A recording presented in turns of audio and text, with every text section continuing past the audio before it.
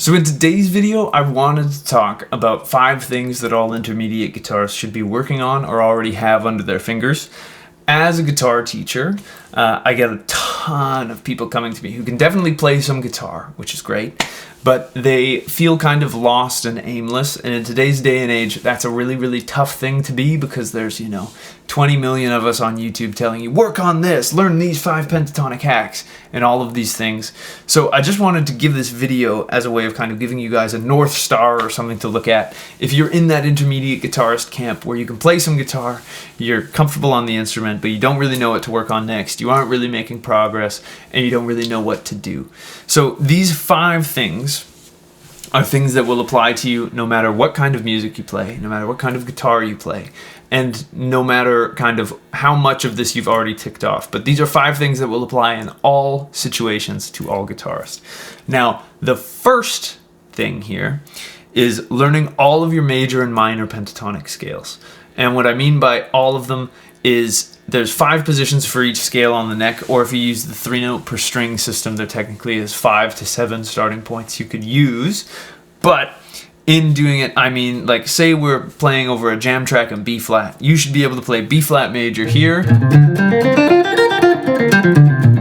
here, here, here, and here. And ideally switch between all of them, no problem, no questions asked. Same thing for minor pentatonics. So the pentatonic scale, again, sometimes it gets kind of poo-pooed in the guitar community because it's, the first thing that we all learn is A minor pentatonic for some reason. I don't know why that was decided, it's the one. But knowing all of your major and minor pentatonic scales all up and down the neck is something that will help you play literally any kind of music. Even when I'm on jazz gigs, I use the pentatonic scale, and I also use that framework to kind of fill in my knowledge around what chords I'm playing, what scales I'm playing, and everything. So the pentatonic scale is one of the most useful scales to know because it's kind of like the major scale with the notes that might make it sound like you don't know what you're doing taken away. And that is, of course, a good thing. So the pentatonic scale, major and minor, you want to be able to do it in any key and you want to move it up the neck. A great trick for practicing scales in every key is going around the circle of fifths. I, for some reason, like to go counterclockwise. So if I was practicing my scales, I would practice it in C, then I would practice it in F, then B flat, then E flat, then A flat, then D flat, and so on and so forth until I go all the way around. And the great way about doing that is it takes away all of the guesswork from you. You don't have to hold yourself accountable because the circle of fifths will hold you accountable. And it'll make sure that you play it all over the neck in all different keys. Now, a lot of people go, well, Matt, there aren't a lot of songs in G flat. And you'd be totally right. But there is something to be gained in how you visualize the fretboard from dealing with these scales and seeing how the positions interact in all of those keys. If you don't know your pentatonic scales in all 5 positions, I have videos in them on my channel. If you go to the scale and arpeggio lesson playlist, they should be there. So that's the first thing that I would work on if I was an intermediate guitarist or if I'm building myself up and building my skills. You want to have those down pat. Now, the second thing on my list is all major and minor diatonic scales. So that would be, the diatonic scale is another way of just saying the 7 note scales. So for major, say G major would sound like this. And again, there's 5 positions for this.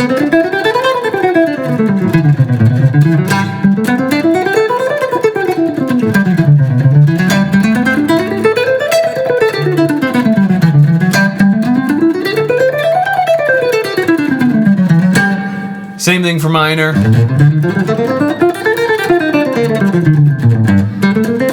So on and so forth. And they're actually all the same positions. You just need to know where your notes are in them so that you can use them correctly. But having all of your major and minor diatonic scales down is going to be a huge plus to your playing because 95% of the music we listen to here in the Western world is based off of either the major or the minor scale. So having those under your fingers and just ready to go is going to be huge for your improvising, for your songwriting, and just for if you're writing a solo or anything like that in general. Having the major and minor scale all up and down the neck in all keys. Again, if you use the circle of fifths, you can force yourself around all 12. That's going to be the next building block to kind of guitar success. Now, the third building block of this is going to be major and minor triad arpeggios. This one is a little bit tricky, but I'm going to show you a cool trick where you can group this with your scale practice. But major and minor triad arpeggios. So in an arpeggio, sometimes my students get this confused with arpeggiation. So just as a quick description, arpeggiation is a chordal accompaniment technique. It's a textural thing. So if I was playing a G chord and I went, I am arpeggiating. But if I were to play this, I'm playing arpeggios. So arpeggios are a melodic tool, whereas arpeggiation or arpeggiating is a chordal tool. So when you do that, you're playing the root, the third. It could be major or minor. In a major arpeggio, you would play the major third. In a minor arpeggio, you would play the minor third. And again, if you were to go, there is.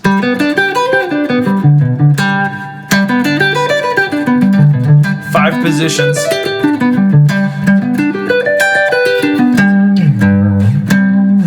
Five positions for those two. Learn them. Major and minor. If you don't know them already, I do have videos on each of those on my channel, so feel free to check those out and get them under your fingers. There are also, all of these scales and all of these arpeggios are covered in depth in my ebook, Scales and Arpeggios for the Modern Guitarist, which is linked down in the description. It's $10. It's a fantastic resource of every scale that you will probably ever need to use, and actually then some, because there's symmetrical scales and other stuff in it too. But so that is building block number 3, is having your major and minor arpeggios totally down. Again, practice this in all 12 keys. The trick to mixing these with your scales is that they all overlap. So for example, if I was playing the first position of the major pentatonic scale in G major, if I played the right notes, that would help. Let me do that one more time. That's a fantastic thing. Now, I can play the triad arpeggio with that.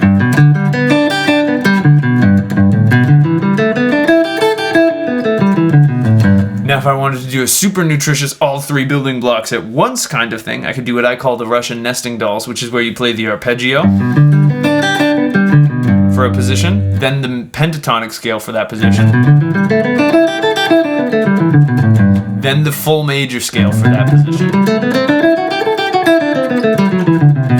Same thing works with minor. Here's a minor triad arpeggio. Here's a minor pentatonic. Here's the full minor scale. So when you do that, you're consolidating your information about the scales, which is wonderful. It's a great thing to do. The 4th building block is chords other than open chords and bar chords. What a lot of guitar players do is we learn, these cowboy chords, we learn bar chords.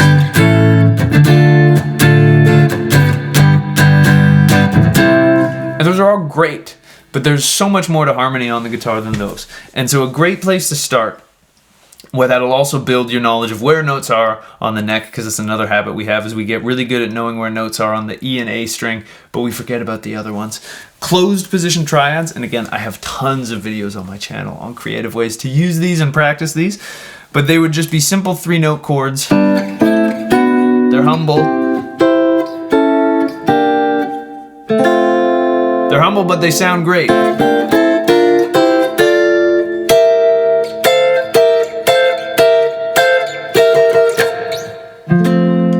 So again, I have tons and tons of videos on those on my channel, but getting chords under your fingers that aren't just those so that you have options is going to be game-changing for you. Now, the last and final building block is, I would say, learn at least 10 songs all the way through. There's this term that I sometimes call my students, and I mean it with so much love, but I call them scale zombies. And that is when once we start getting serious about the guitar, we tend to be looking at technique drills and exercises and all of this stuff, which are great. I love being able to burn through my scales going. That was a little bit of a slop fest. Let's try it again. There we go. So I love being able to do that. But no one, as far as I'm aware, in my entire professional career has ever paid to come see me at a gig and gone, man, I hope Matt just plays the G major scale at 280 beats per minute and just rips. Nobody wants that. It's not interesting. No one cares.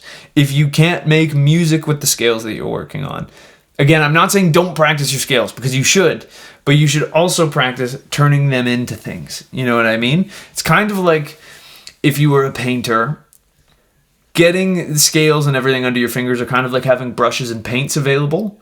But it's like if you were a painter and you just bought brushes and paint, but you never actually touched a canvas. So making music with these things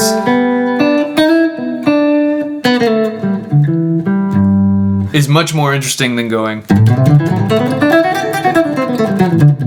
As good as doing that might feel. And so learning 10 songs that you can confidently play all the way through. Maybe you can forget about the solo and just play the rhythm part if it's a particularly challenging solo, or if you're not kind of there yet. But it's something that I just wanted to add in there, because there's a ton of us who get really good at the guitar, but we can't do anything musical with it other than practice scales and flash our fingers around. So that's position 5.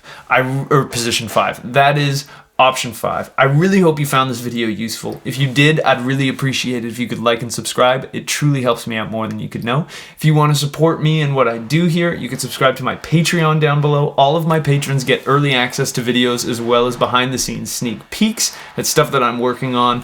And you also get to join a wonderful little community of guitar lovers. If you're looking to take a guitar lesson with me, there's a link to get in touch with me down in the description. I'd love to work with you on whatever's troubling you on the guitar. I also have an ebook and a video course for sale linked down in the description. If you want to get some more in-depth educational content from me than I can go into in a 10 to 15 minute YouTube video. And last but not least, I have new videos coming out every single week, so I hope I'll see you in the next one. And until I do, I'll wish you a wonderful day, and I hope you have some fun playing the guitar. Thanks.